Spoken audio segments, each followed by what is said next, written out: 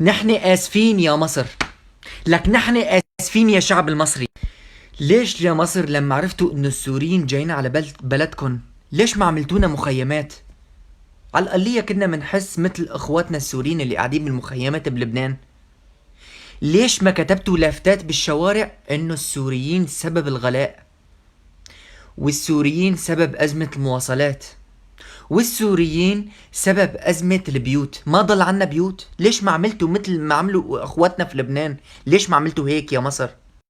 لما بتشوفوا سوري بالشارع امسكوه قولوا له ارجع بلدك يلا. بتقولوا له هيك ارجع بلدك، مثل ما بيعملوا اللبنانيين لما بشوفوا سوري بالشارع.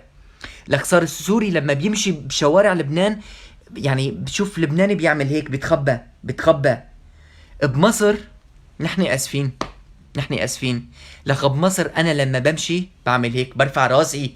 لك لما بشوفني مصري ولك هلا شوف هلا المصريين رح يقولوا لي يا عمي انت بتتكلم في ايه؟ احنا عمرنا ما حطينا بك، بعرف ما رح تحطوا مخيمات ولا رح تحطوا لانه انتم شعب كويس. لك انتم ما بيطلع منكم الا الكويس. لك عسل صافي. انتوا عسل صافي. لك انتوا ما في منكم. لك انتوا جوهره. لك انتوا احسن شعب بالدنيا كلها، احسن شعب. لك انتوا ما في منكم. لك المصري لما بيشوف السوري بالشارع بقول له لك ميت السلامة، لك هي بلدك، لك إذا ما شالتك الأرض بنشيلك فوق راسنا. لك المصري لما بيشوف السوري أول كلمة بقول له علمني طريقة التومية، وكلمة تقبرني يعني إيه؟ لو لم أكن سوريا لأكون مصريا.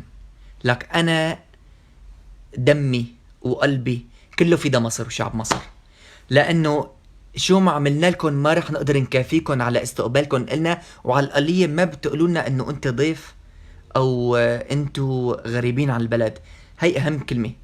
واستقبالكم واحترامكم. لك ما في منكم.